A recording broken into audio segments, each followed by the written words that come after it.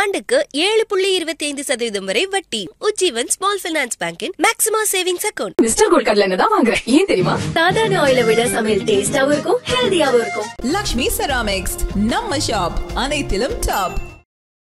பிரேத சாபம் அப்படின்னு சொல்லுவோம். ஏன்னா அவங்க வீட்டில் வந்து ஒரு இறப்பு இருக்கு அப்படின்னா அதனுடைய சடங்குகளை ஒழுங்கா செய்யலை அப்படின்னாலே அது பாவம் தான். பிராயச்சித்தம்னா நீ என்ன பாவம் பண்றியோ அதற்கு நாம செய்யக்கூடியது பிராயச்சித்தம். கிரகங்களினுடைய தோஷம் என்ன இருக்கோ அதற்கு பெயரு பரிகாரம். ஸோ கிரக தோஷத்திற்கு பரிகாரம், செய்யற பாவத்துக்கு பிராயச்சித்தம். உங்கள் தாத்தாவாக இருக்கட்டும் இல்லை அவங்களுக்கு தாத்தாவாக இருக்கட்டும், இன்றைக்கி நாம் வந்து இவ்வளோ பரிகாரங்கள் இவ்வளோ ஆலைங்க அப்போதெல்லாம் அப்போ இல்லவே இல்லை. அவங்க என்ன பண்ணாங்கன்னா நம்மளுடைய ஸ்பிரிச்சுவல் ப்ராக்டிஸ் என்னவோ அதை டெய்லி பண்ணாங்க. பூஜை ரூமில் தெய்வம் தங்கறதுக்கான சில வழிகளை நீங்கள் பண்ணீங்கன்னாலே கண்டிப்பாக அங்கே தெய்வாம்சம் இருக்கும். வீட்டில் இன்றைக்கி நம்ம விளக்கேற்றிட்டு தெய்வமாக இன்றைக்கி நான் போகிற காரியம் எனக்கு நல்லபடியாக நடக்கணும், அதே போதுமே. உங்களுடைய தெய்வத்தை நீங்கள் வணங்கினாலே போதும். இதற்கு நம்ம புதுசாக ஒன்று பண்ணணும், காலையில் பிரம்ம முகூர்த்தத்தில் ஏந்து பூஜை பண்ணணும். கிரகங்கள் உனக்கு செய்யக்கூடிய ஒரு விஷயத்தை தடங்கல் செய்யறதுக்கு உனக்கு ரைட்ஸே கிடையாது. ராகு இதை பண்ணிடுவாரு, இது அது பண்ணாமல் இருக்கிறதுக்கு நான் உனக்கு ஒரு பரிகாரம் பண்ணி தரேன்னு ஒரு ஜோதிடர் சொன்னார்னா அந்த பாவத்தை அவர் எடுத்துக்கணும்.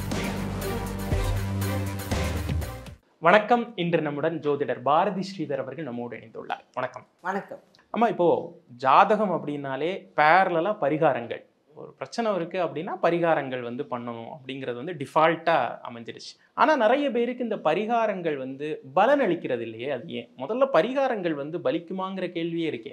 இப்போ எல்லாருக்கும் பரிகாரங்கள் பலிக்கிறதே கிடையாது. இப்போ ஜாதகத்தை வந்து நம்ம எப்படி சொல்லுவோம், நீ என்ன கர்மவினையை செஞ்சுருக்கிறையோ அதுதான் கிரகங்களாக இருக்கும். அப்போது நம்ம பாபத்தை அனுபவிக்கிறதுன்னு ஒன்று இருக்குது இல்லையா? அதனால் பரிகாரங்கள் எல்லாருக்குமே எல்லா சமயத்துலேயும் பலிக்கிறது இல்லை. ஆனால் பரிகாரங்கள் இருக்கிறது உண்மையான்னு கேட்டிங்கன்னா உண்மை. பூட்டு சாவி மாதிரி ஒரு ஜாதகம்னு எடுத்துக்கிட்டிங்கன்னா ஜோதிடம் அப்படின்னாலே பரிகாரங்கள் அதோட இணைக்கப்பட்டது தான். அப்போ ஆன்மீகம் ஜோதிடம் ரெண்டுமே ரெண்டு கண்ணு மாதிரி தான். இது பரிகாரங்கள் இல்லாத ஜோதிடம் கிடையவே கிடையாது. பரிகாரங்கள் என்பது இருக்குது, ஆனால் அது எந்த அளவுக்கு அவங்களுக்கு பலிக்கும் அப்படிங்கிறதுமே ஜாதகத்தில் இருக்குதான். அம்மா, இப்போ பரிகாரங்கள் வந்து இப்போ சிலருக்கு பலிக்கிறது இல்லை அப்படிங்கிறப்ப அவங்களுக்கு தசாபுத்தியில் இருக்கக்கூடிய பிரச்சனைகளை எப்படி தீர்க்கிறது? இல்லை, கிரக அமைப்புகளே அப்படி இருக்கும். இப்போ நம்ம சொல்கிறோம் இல்லையா, பித்ரு தோஷம் இருக்குது, தோஷங்கள்லேயே நிறைய வகைகள் இருக்குது. ஸோ ஒரு பித்ரு தோஷம்னு எடுத்துட்டாங்களே அதுலேயே நிறைய வகைகள் இருக்குது. இதில் நம்ம சொல்லுவோம் பிரேத சாபம் அப்படின்னு சொல்லுவோம்.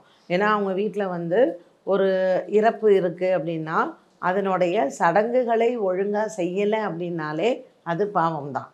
ஒரு இறந்த வீட்டில் வந்து நீங்கள் நிறைய வீடுகளில் பார்த்துருப்பீங்க, அந்த சடலத்தை எடுக்கக்கூட மாட்டாங்க. அந்த வீடுகளில் அப்படி ஒரு சண்டை நடக்கும். அது பிரேத சாபம் அப்படின்னு சொல்லுவோம். ஸோ அந்த மாதிரியான சில விஷயங்கள் எல்லாம் அந்த குடும்பத்தில் இருக்குன்னா அந்த ஜாதகத்தில் கிரக அமைப்பில் இருக்கும். மெயினாக அதுக்கு காரணம் வந்து கிரகம் பார்த்திங்கன்னா சூரியனாக இருப்பார். ஸோ சூரியன் வந்து யார் யாரோடைய இணைப்பில் இருக்காங்கன்னு இருக்குது. ஒரு சனியோட இணைப்பில் இருப்பார், இல்லை ராகுவோட இணைப்பில் இருப்பார். இந்த சூரியன் சனி ராகு இந்த இணைப்பில் இருக்கும். அப்போ அந்த பாபத்தை நீங்கள் தீர்க்கணும். பாபத்தை தீர்க்கிறதுக்கு பேர் பிராயச்சித்தம்னு பேர். நீ பிராயச்சித்தமே நான் பண்ணலை, நான் பரிகாரமே பண்ணிட்டு இருக்கேன் அப்படின்னா பலிக்காது.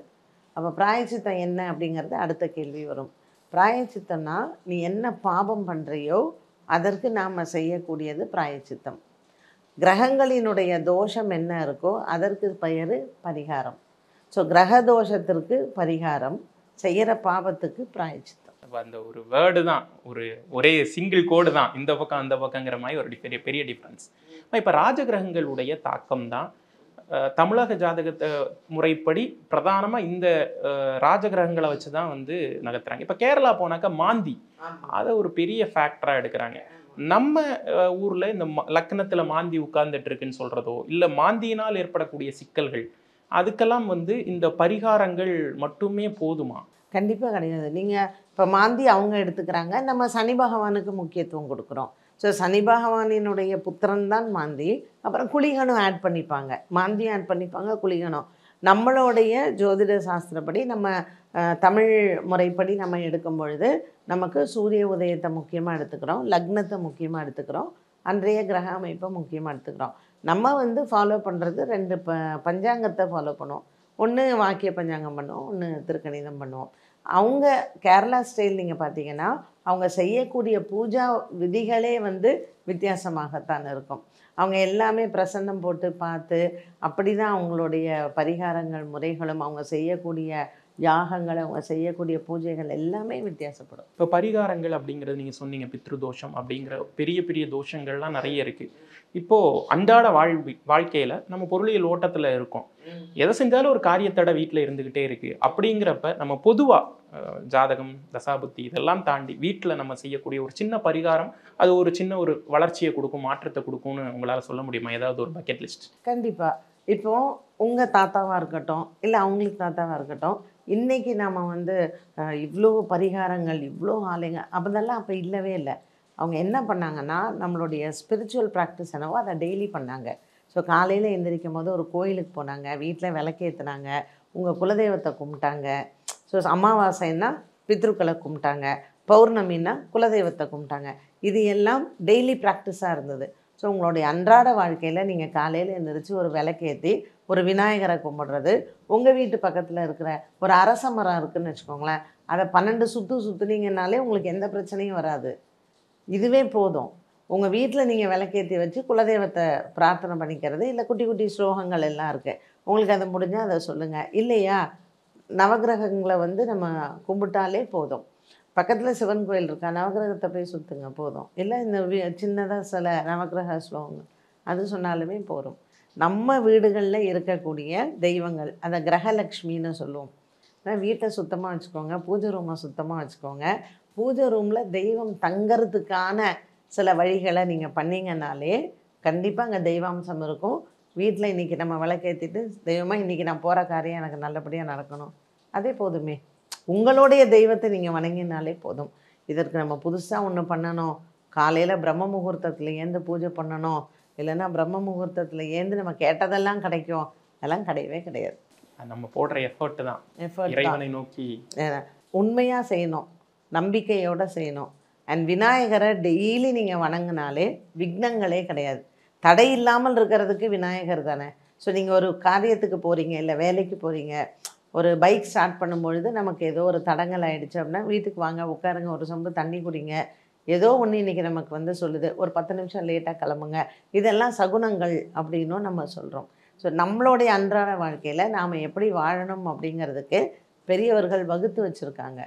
இதை ஃபாலோ பண்ணாலே நம்ம கரெக்டாக இருக்கும். ஆமாம், இப்போ பரிகாரங்கள் அப்படிங்கிறப்ப பொதுவாக தெய்வ தரிசனங்கள், சின்ன சின்ன ஹோமங்கள், இதெல்லாம் யாகங்கள், இதெல்லாம் ஒரு பக்கம் இருக்க, இப்போ புதுசாக நிறைய டிஃப்ரெண்ட் மெத்தட்ஸை வந்து சொல்கிறாங்க. அது கேட்கும்போதே என்னடா இதெல்லாம் பண்ணால் சரியாகுமா அப்படிங்கிற மாதிரியெல்லாம் இருக்குது. எக்ஸாக்டாக பரிகாரம் அப்படிங்கிறதுடைய நேர் வழி என்ன? இப்போ உங்களுக்கு 7.5 சனி நடக்குது. இப்போ உடனே நமக்கு ஒரு சனி பெயர்ச்சி வரும்பொழுது அப்படியே எல்லாம் ஒரு பரபரப்பு. சனி பெயர்ச்சி அன்னைக்கு மட்டும் கோயிலுக்கு போவாங்க, அதுக்கப்புறம் அதை பற்றி யோசிக்கவே மாட்டாங்க. இப்போ உங்களுக்கு ஒரு 7.5 சனி, நீங்கள் என்ன பரிகாரம் பண்ணணும்? எவ்ரி சாட்டர்டே உங்களால் முடிஞ்ச அளவுக்கு ஏதாவது தானங்கள் பண்ணுங்கள். எனக்கு வந்து கோயிலுக்கு போய் செய்கிறதுல நம்பிக்கை இல்லை அப்படின்னு சொல்கிறவங்க அன்றைக்கி அன்னதானம் பண்ணலாம். அன்னதானத்தில் எந்த அன்னம் பண்ணணும் அப்படிங்கிறது இருக்குது. ஸோ ஒரு சனிக்கு ஒரு பிரீத்தின்னு சொல்லுவோம், சனியை திருப்திப்படுத்துறது அப்படின்னா தயிர் சாதம் அன்னதானம் பண்ணலாம். எதுவுமே தாளிக்க வேண்டாம், வெறும் சாதமும் தயிரும் நம்ம வீட்டிலையே செஞ்சு ஒரு 11 பேருக்கு உங்களால் முடிஞ்ச சக்தி, இது ஒரு பரிகாரம். சனி பகவானுக்கு இன்னொன்று என்ன அப்படின்னு கேட்டிங்கன்னா, இது சனிக்கிழமையில் போயிட்டு நவகிரகத்தில் இருக்கிற சனிக்கு நம்ம நீங்கள் சின்ன வயசுலாம் பார்த்துருப்பீங்க, எள்ளு முடிச்சு நல்லெண்ணெயில் போட்டு எள்ளு விளக்கு ஏற்றுறது, இல்லை ஆஞ்சநேயருக்கு அன்றைய நாளில் ஒரு வெத்தலை மாலை போடுறது, இதுவே போதும் ஒரு 7.5 சனிக்கு. இதுக்கு நான் செலவு பண்ணி ஒரு இடத்துக்கு போய் அன்னைக்கு கண்டிப்பாக அந்த கூட்டத்தில் நின்று நான் சாமி பார்க்கணும் அப்படிங்கிற நெசசிட்டியே கிடையாது. சில தானியங்கள் இருக்குது. இப்போ இந்த கருப்பு உளுந்து இருக்குது பார்த்திங்களா, கருப்பு உளுந்து வந்து ராகுக்கு உண்டான தானியம். கருப்பு உளுந்து, மிளகு, கருப்பு எள்ளு, காஞ்ச மிளகாய், பெருங்காயம், இதை வந்து நல்லா வறுத்து ஒரு பொடி பண்ணுவாங்க. இதை வந்து இந்த புரட்டாசி மாதம் சனிக்கிழமையில் எள்ளோரை அப்படின்னு சொல்லுவாங்க. இது திருமலாவில் வந்து பெருமாளுக்கு ரொம்ப விசேஷம். ஸோ இந்த புரட்டாசி மாதம் சனிக்கிழமையில் இந்த எள்ளோரை சாதம் பண்ணி நல்லெண்ணெயில் தான் பண்ணுவாங்க. பண்ணி சுவாமிக்கு நைவேத்தியம் பண்ணி அதை மற்றவங்களுக்கு தானமாக கொடுத்தாலும் நமக்கு இந்த சனி பகவான் ராகு பகவானால் ஏற்படக்கூடிய தோஷங்கள், மெயினாக ராகுக்கு இந்த உளுந்து சேர்க்கறதே வந்து நோய் இல்லாமல் இருக்கணும் அப்படிங்கிறதுக்காக. ஸோ புரட்டாசி மாதம் இப்போ சனிக்கிழமையில் இந்த எள்ளூரை சாதம் பண்ணி கொடுக்கறது ரொம்ப விசேஷம். இது சனிக்கும் பரிகாரம், ராகுவுக்கும் பரிகாரம். இதெல்லாம் எளிய பரிகாரங்கள். கண்டிப்பாக இப்படி தான் பண்ணணும் அப்படிங்கிறது மஸ்டே கிடையாது. ஸோ பரிகாரங்கள்லாம் என்ன? கிரகங்களை நீ திருப்திப்படுத்துகிற, கிரகங்கள் உனக்கு செய்யக்கூடிய ஒரு விஷயத்தை தடங்கல் செய்கிறதுக்கு உனக்கு ரைட்ஸே கிடையாது. ராகு இதை பண்ணிடுவார், இரு அது பண்ணாமல் இருக்கிறதுக்கு நான் உனக்கு ஒரு பரிகாரம் பண்ணி தரேன்னு ஒரு ஜோதிடர் சொன்னார்னா அந்த பாவத்தை அவர் எடுத்துக்கணும். அண்ட் ஜோதிடருக்கு ரைட்ஸே கிடையாது. அவன் எத்தனையோ கர்மா அவள் பரம்பரையில் எவ்வளவோ நடந்திருக்கலாம். அதை ராகு பண்ணாமல் இருக்கிறதுக்கோ இல்லை சனி பண்ணாமல் இருக்கிறதுக்கோ நான் தடங்கல் பண்ணி ஒரு தடை பண்ணுறதுக்கு எனக்கு உரிமையே இல்லை. இறைவன் எனக்கு அந்த உரிமையே கொடுக்கல. அப்போ பரிகாரங்கள்லாம் என்ன? அப்போ ஜோசியர்கள்லாம் எப்படி சொல்லணும்? கைடன்ஸ், உனக்கு ஒரு வழிகாட்டி தான். ஸோ இப்போ உனக்கு ராகு தசை வரப்போகிறது, உனக்கு இந்த மாதிரியான தடங்கள் எல்லாம் வரும். ஸோ ராகு பகவான் உன்னை நிறைய கஷ்டப்படுத்தாமல் இருக்க நீ போய் நவகிரகத்தில் ராகுவை பாரு, அதற்கான ஸ்தலங்கள்னு இருக்குது. ஸோ நீ வந்து ராகு ஸ்தலங்கள் வந்து திருப்பாம்புரம், திருநாகேஸ்வரம், கேரளாவில் மன்னார் சாலை, வெட்டிக்கோடு, இப்படி சர்ப்பம் சார்ந்த ஆலயங்கள், நாகர்கோயிலில் நாகராஜ சுவாமி கோயில், சங்கரன் கோவில், இப்படி பல ஆலயங்கள் இருக்குது. ஸோ சர்ப்ப ஆலயங்களுக்கு உன்னுடைய ராகு தசையில் நம்ம பிளான் பண்ணி, ஏன்னா அது 18 வருஷம். ஸோ எப்போல்லாம் முடிஞ்சதோ ஒரு கோயிலுக்கு போகணுன்னா சர்ப்பத்துக்கு சாபம் தீர்த்த இடங்களுக்கு நீ ராகு தசையில் போகலாம். ஸோ இது வந்து ஒரு கைடன்ஸ். 18 வருஷம் நீ கஷ்டப்படாமையே இருக்க, நான் பரிகாரம் பண்ணி தரேன் அப்படின்னு சொல்கிறாங்க பார்த்தீங்களா? அது பரிகாரம் இல்லை. பரிகாரம் என்பது உனக்கு ராகுவினால் ஏற்படக்கூடிய பிரச்சனைகளை குறைக்கிறதுக்கு தான் பண்ண முடியுமே தவிர தடுக்கிறதுக்கு பண்ண முடியாது. இப்போ 7.5 சனி தான் வந்து எல்லாரும் பயப்படுற ஒரு விஷயமா, ஐயோ அப்படின்னு சொல்லிட்டு 7.5 நாட்டு சனிக்கு தான் வந்து பயப்படுறாங்க. அப்படிங்கிறப்ப நிறைய பேர் சொல்லுவாங்க ஹனுமருடைய வழிபாடு வந்து அதனுடைய தாக்கத்தை குறைக்கும் அப்படின்னு. அப்போ 7.5 சனிக்கும் அனுமர் சாமிக்கும் என்ன அந்த தொடர்பு அப்படிங்கிற ஒரு கேள்வி. ரெண்டாவது, இந்த மாதிரி ராகு கேதுக்கு ராஜகிரகங்கள்னால ஏற்படக்கூடிய கஷ்டங்களுக்கு என்னென்ன தெய்வ வழிபாடு இருக்கு?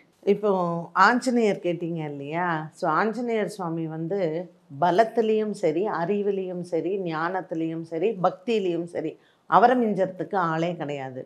அப்போது கிரகங்கள் வந்து தெய்வங்களையும் விடுவதில்லை. தெய்வங்களுக்குமே நவகிரகங்களால் பாதிப்புகள் ஏற்படும். அப்போது ஆஞ்சநேயர் சுவாமிக்கு 7.5 சனி பிடிக்கக்கூடிய ஒரு காலம். அப்போது சனி பகவான் வந்து போகிறார், போயிட்டு சொல்கிறார், சுவாமி நான் வந்து உங்களை பிடிக்க வேண்டிய ஒரு காலம், அதனால் நான் வந்து உங்களை பிடிக்கணும் அப்படின்னு சொல்லிட்டு, சரி நான் ராமருக்கு பாலம் கட்டுற வேலையாக இருக்கேன், இந்த வேலையை நான் முடிச்சதுக்கப்புறம் என்னை நீங்கள் பிடிச்சிக்கோங்கன்னு. ஆஞ்சநேயர் வந்து ரொம்ப கெட்டிக்காரர். அப்போ என்ன பண்ணுறாருனா இவர்கிட்ட கேட்குறார், நீ என்னை பிடிக்கணுன்னா எந்த வழியாக என்னை நீ பிடிக்கிற அப்படின்னா, நான் கால் கட்டவரலில் தான் ஃபஸ்ட்டு வந்து உட்காரணும் அப்படின்னு. அப்போ சுவாமி வந்து சொல்கிறார், சரி நீ வெயிட் பண்ணு நான் வந்துடுறேன் அப்படின்னு சொல்லிட்டு பாலத்துக்காக வேலை பண்ணும் பொழுது, நான் நடக்கணும், போகணும், தலையில் வந்து கல்லெல்லாம் சுமக்கணும், அதனால் நீ என்ன பண்ணி என்னுடைய வாலில் வந்து நீ உட்காந்துக்கோ, நீ வாலில் வந்து உட்காந்துக்கோ, எனக்கு பிரச்சனை இல்லைன்னு. ஸோ சனி பகவான் வந்து வாலில் உட்காரார். ஆஞ்சநேயர் அந்த வாலையை சுற்றி தலையில் வச்சு அவர் பாட்டுக்கு கல்லில் இது பண்ணும்பொழுது சனி பகவானுக்கு வந்து ரொம்ப சந்தோஷப்படுறார். அப்போது ஆஞ்சநேயருக்கு ஒரு வரத்தை கொடுக்குறார், என்னை விட நீ பலசாலி, நான் 7.25 நாழிகை பிடிச்சிட்டார் அவரை.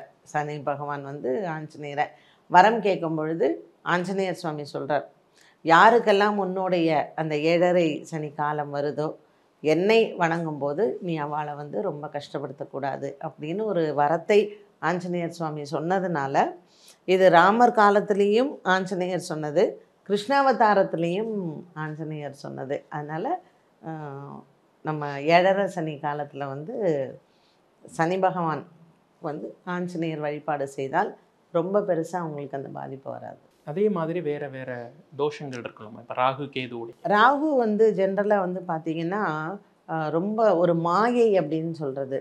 ஸோ ஜென்ரலி வந்து ஜாதகத்தில் ராகு சரியாக இல்லை அப்படின்னா நிறைய அடிக்ஷனுக்கு வந்து ஆளாவாங்க.